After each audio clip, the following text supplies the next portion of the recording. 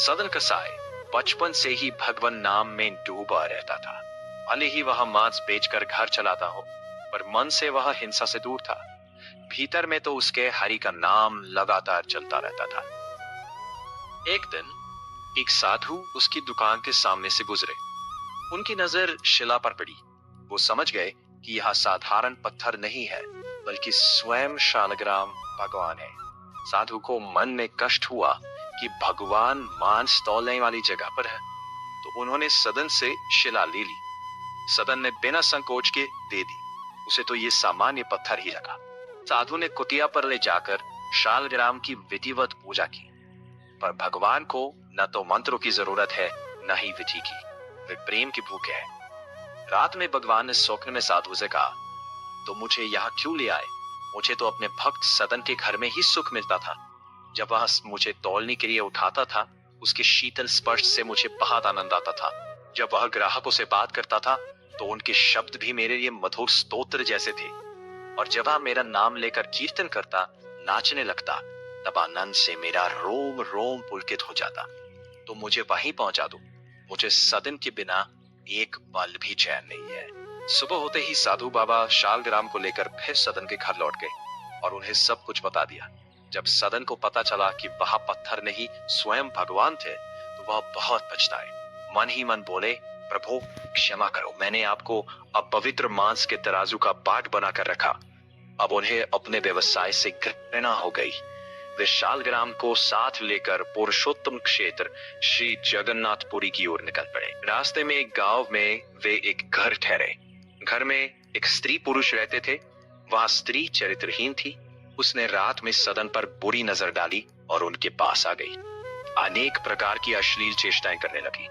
सदन भगवान के सच्चे भक्त थे। उन पर कोई चेष्टा असर नहीं कर रही थी।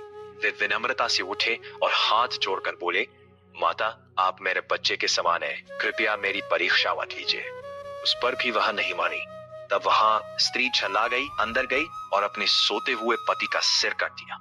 फिर सदन से बोली, डरो मत, मैंने अपने पति को मार दिया है। अब हमारे सुख का मार्ग खुल गया है। आप मुझे स्वीकार कीजिए।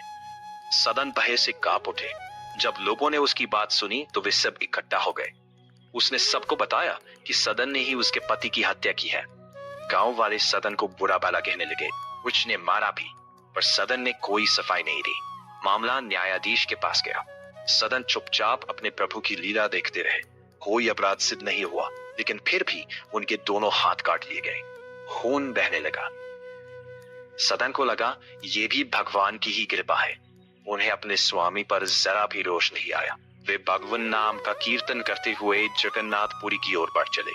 उधर पुरी में भगवान ने पुजारी को स्वप्न में आज्ञा दी, मेरा भक्त सदन आ रहा है, उसके हाथ कटे हुए हैं, तुम पालकी लेकर जाओ और उसे आदर पूर्वक ले आओ। पुजारी तुरंत पालकी लेकर गए और आग्रह पूर्वक सदन को उसमें बैठा कर ले आए। जैसे ही सदन ने श्री जगन्नाथ जी को दंडवत किया और कीर्तन के लिए अपनी भुजाएं उठाई, उनके दोनों हाथ पहले जैसे हो गए।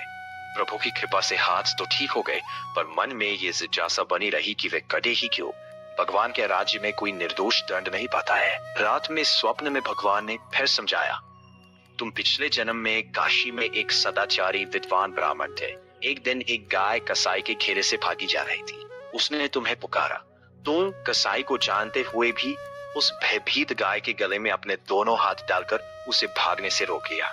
वही गाय इस जन्म में वही स्त्री थी और कसाई उसका पति था। पूर्व जन्म का बदला लेने के लिए उसने गला काटा। भयातुर गाय को दोनों हाथों से पकड़कर कसाई को सौंपने के पाप के कारण तुम्हारे हाथ काटे गए थे। इस दंड से तुम्हारे पाप का नाश हो गया। सदन ने भगवान की असीम कृपा का अनुभव किया।